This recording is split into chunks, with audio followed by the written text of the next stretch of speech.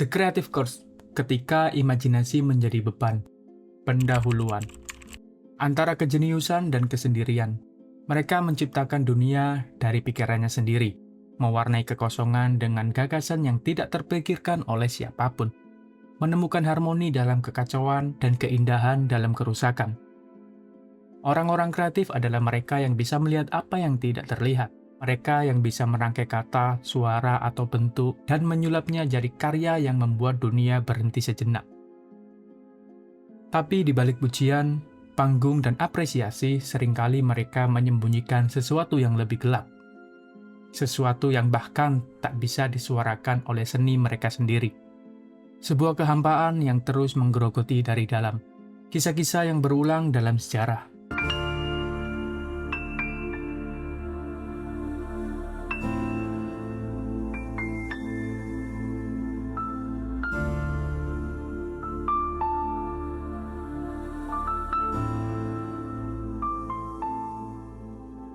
Van Gogh melukis langit berbintang dalam warna-warna yang belum pernah dilihat dunia. Tapi di balik kuasnya, ia bertarung dengan suara-suara dalam kepalanya sendiri. Ia meninggal dengan peluru di dadanya, karya-karyanya baru dihargai setelah ia tiada. Sylvia Plath menulis puisi yang indah dan menghancurkan. Setiap baitnya seperti pisau yang menyayat dalam keheningan. Ia juga tidak bertahan. Kurt Cobain menulis lagu yang menyalurkan kegelisahan satu generasi. Tapi ia tak bisa menyelamatkan dirinya sendiri dari kekosongan yang terus menariknya ke dalam. Mereka semua punya satu kesamaan. Mereka adalah orang-orang kreatif yang tak pernah berhasil menyembuhkan luka batin yang tidak terlihat. Apa yang sebenarnya terjadi di dalam kepala orang kreatif? Penelitian modern mulai menemukan benang merah yang pernah hanya jadi bisikan mitos, bahwa ada kaitan nyata antara kreativitas tinggi dan gangguan suasana hati seperti depresi, bipolar, hingga kecemasan kronis. Di dalam otak orang kreatif, aktivitas saraf lebih tinggi di bagian yang mengatur asosiasi, imajinasi, dan pemrosesan emosi. Mereka cenderung memiliki koneksi mental yang lebih cepat dan tidak biasa. Artinya, satu pikiran kecil bisa bercabang jadi 1000 kemungkinan dalam sekejap. Dan dalam waktu yang sama, satu masalah sederhana bisa berubah menjadi labirin kecemasan yang sulit dijelaskan. Melihat dunia terlalu dalam. Orang kreatif tidak sekedar melihat, mereka mengamati, tidak sekedar mendengar, mereka merasakan. Mereka tidak hanya menjalani hidup, tapi merekam, menafsirkan, memutar kembali, dan memikirkan ulang semuanya berulang kali. Sebuah komentar bisa tinggal lebih lama di kepala mereka. Kesepian biasa terasa lebih nyata, lebih tebal, dan lebih menyesakkan. Mereka merasa terlalu banyak, dan itu melelahkan. Bukan karena mereka lemah, tapi karena mereka terlalu sadar. Dan kesadaran itu adalah beban yang tidak bisa dibagi. Kesempurnaan yang menyiksa. Salah satu karakter orang kreatif adalah dorongan untuk terus mencipta. Namun di baliknya ada rasa tidak pernah puas yang tak kunjung mereda.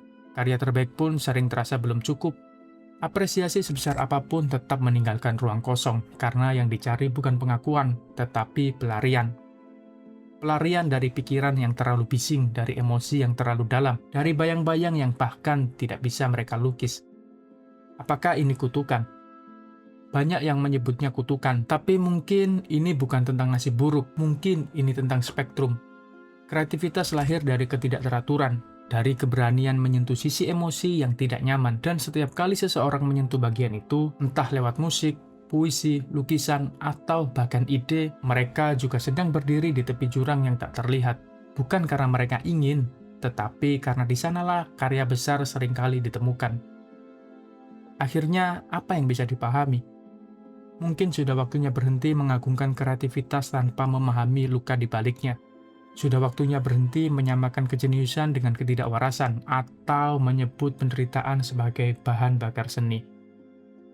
Orang kreatif tidak butuh dipuja seperti dewa. Mereka butuh dilihat sebagai manusia. Manusia yang berpikir terlalu dalam, merasakan terlalu kuat, dan seringkali tidak tahu harus kemana membawa semua itu.